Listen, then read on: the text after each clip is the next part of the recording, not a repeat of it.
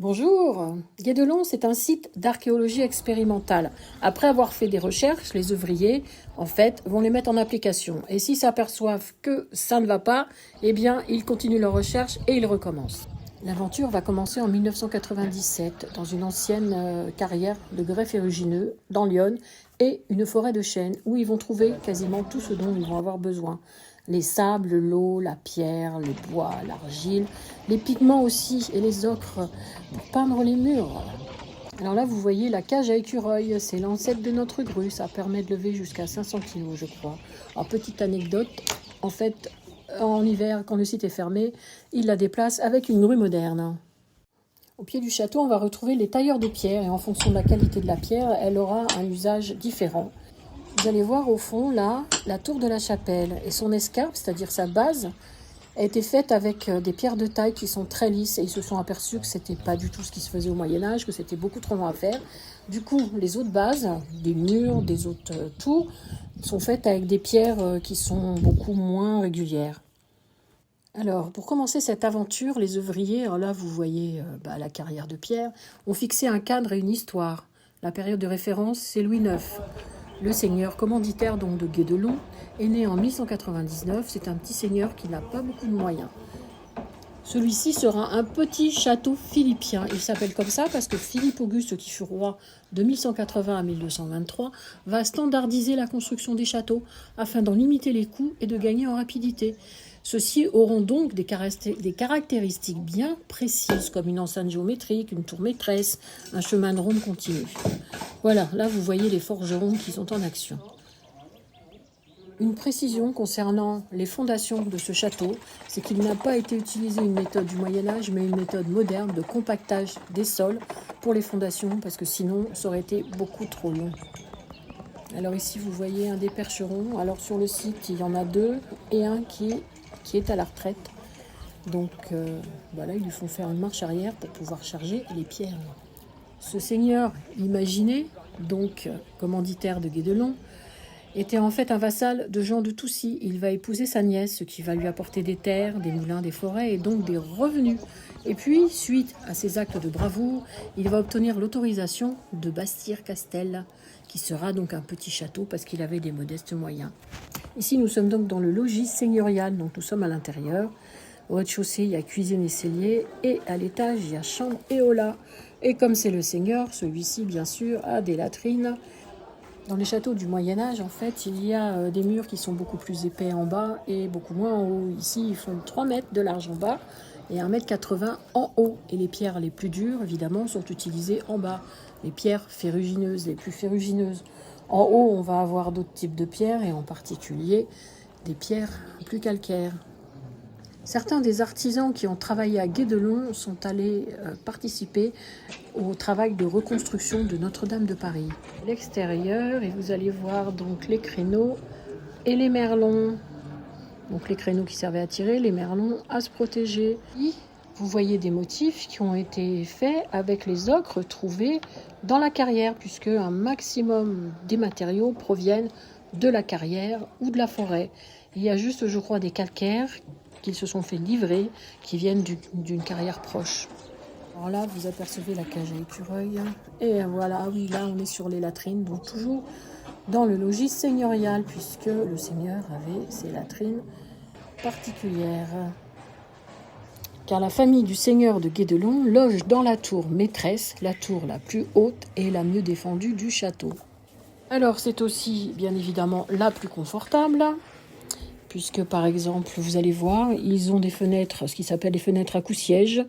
Alors, ce sont des fenêtres qui sont faites, en fait, c'est une toile couverte de cire d'abeille qui permet d'avoir plus de lumière.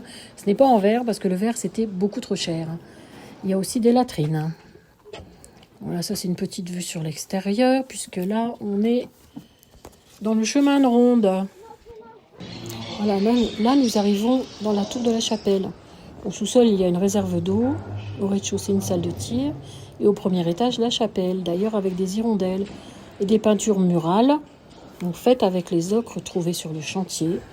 Et les fenêtres sont fermées par des toiles peintes. Donc là, je vais traverser donc une courtine qui est donc un passage entre deux tours pour me retrouver au niveau de la tour du pigeonnier. Au premier étage, il y a le pigeonnier. Et au deuxième étage, un niveau de défense crénelé. Et cette tour est couverte de tavaillons. Ce sont des tuiles en bois. Et ça, c'est depuis 2023. Et vous allez voir tout à l'heure les tavaillonneurs. On va revoir le mot tout à l'heure. Là, sur la droite, on a la porte du village. C'est la seule qui a une passerelle piétonne équipée d'un pont-levis, puisque la porte principale, qui est la porte entre deux tours, est une porte avec un pont fixe. Ici, en bas, vous avez l'atelier, en fait, où ils fabriquent de la chaux vive. Donc, en chauffant à plus de 1000 degrés du calcaire, CaCO3, ils obtiennent de la chaux vive, CaO. Et après, en rajoutant de l'eau, ça fait du mortier et ça se resolidifie. Si j'ai dit une bêtise, vous pouvez me le dire en commentaire. Alors, voilà, là, on a le tavaillonneur, celui qui fabrique des tuiles en bois. Et il y a beaucoup de bâtiments à Guédelon dont le toit est fait avec des tuiles en bois. Tavaillonneur, voilà. Bon, moi, au début, ça m'a trompé parce que ces tuiles en bois, quand elles vieillissent, elles deviennent grises. Et c'était de loin, j'avais pas mes lunettes et j'ai cru que c'était des tuiles en zinc, ce qui n'était pas logique du tout. Parce qu'il n'y a pas de zinc sur le site. Donc ici, en fait, je suis arrivée au village des métiers. Alors, précédemment, un petit peu à part, il y avait les tailleurs de pierre, il y avait les forgerons. Là, en fait, on vient de voir le tavaillonneur, j'ai peur de mal le dire. Il va y avoir aussi les charpentiers, les vannières, les cordières. Il y a le potager médiéval, il y a les menuisiers, il y a les charretières avec les chevaux, donc avec les percherons qu'on a vu tout à l'heure. Là, c'est un menuisier. Il y a aussi les tuiliers et les potiers. Et en marchant un petit peu, on peut arriver au moulin. Donc là où il y a le meunier pour avoir la farine. Voilà, un des percherons qui sont en train de sceller. Il y a quelque chose par contre qu'on a raté qui est un petit peu à part, c'est la teinturière et les peintres. Il faut savoir aussi qu'à Guédelon, il y a des ateliers en fait. Ce sont les ateliers en fait, initiation taille de pierre ou un atelier archéologie. Donc c'est selon disponibilité. Et vous pouvez, ce que j'ai fait, découvrir l'histoire de Guédelon avec un guide. C'est vrai que c'est passionnant parce qu'en fait, il vous donne quand même quelques anecdotes sur le site. Vous trouverez ce château de Guédelon à Trégny. En fait, c'est dans l'Yonne, en Bourgogne, à 200 km de Paris, à proximité par exemple de Saint-Fargeau. Il est la propriété de Michel Guillot et de Marilyn Martin. Michel Guillot est également propriétaire du château de Saint-Fargeau, où il y a également un grand parc. Et c'est lui qui est à l'origine de ce projet unique de construction d'un château médiéval selon les techniques du XIIIe siècle. Alors, avec quelques petites exceptions, je vous en ai cité quelques-unes, comme la grue qui permet de déplacer la cage à écureuil. Depuis plusieurs années, le site est indépendant financièrement grâce aux visites et n'a plus besoin des aides de l'État et s'autofinance. Et il y a des salariés, et d'après le guide, visiblement, il n'y a plus de bénévoles, ce sont uniquement des salariés qui travaillent. Alors les informations pratiques, c'est que c'est accessible en voiture et que le coût de l'entrée, alors sans parler de la visite guidée, est d'environ 20 € pour les adultes et de 15 € pour les enfants à partir de 5 ans. Avant 5 ans, c'est gratuit et la visite guidée est à 5 € et elle dure à peu près 1h30. N'hésitez pas à me mettre des commentaires et à me dire ce que vous avez pensé de mes petites explications. Merci, à bientôt!